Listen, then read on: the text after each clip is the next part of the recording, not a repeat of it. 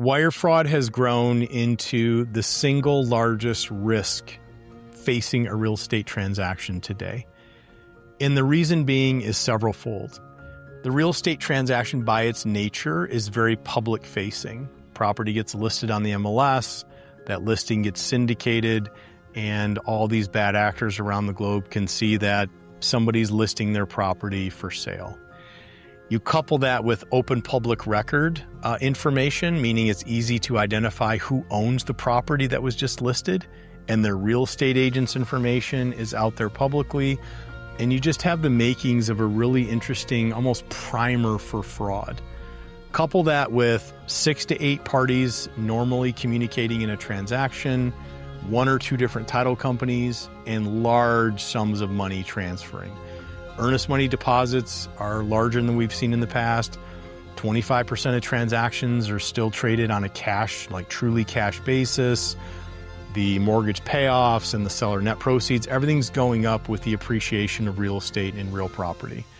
So the bad actors just have this perfect, almost honey pot to try to dip into, and we would call it just the real estate transaction. It's becoming harder and harder to identify. Back in the day, you'd see an email, it'd come out of the blue, misspellings, a direct request for funds transfer, not having an actual closing number obligation, like the numbers don't quite line up and the timing doesn't line up. That's not today. They'll sit in an email account after they breached it. They use generative AI to craft their messaging. They're super patient, they're super skilled, and now they're tech enabled. When I say tech enabled, like generative AI.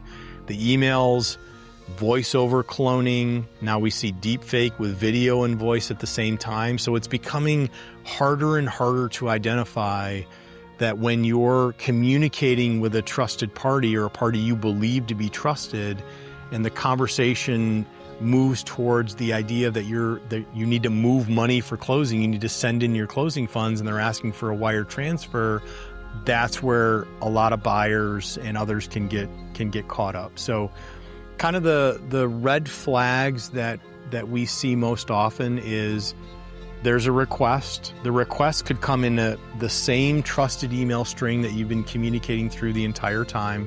There's typically a demand for a wire payment, even though you might have planned on bringing a check.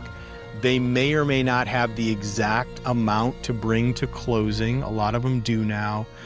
But there's also this request and a request to confirm the transfer right after you send it.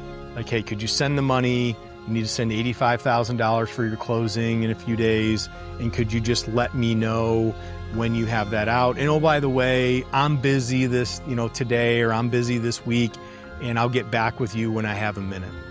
We'll typically see impersonation of a real estate agent, impersonation of an attorney, or impersonation of a title company when somebody is attempting to be defrauded in a wire transfer fraud in real estate. But it's a very, very important issue to pay attention to throughout the entire transaction continuum.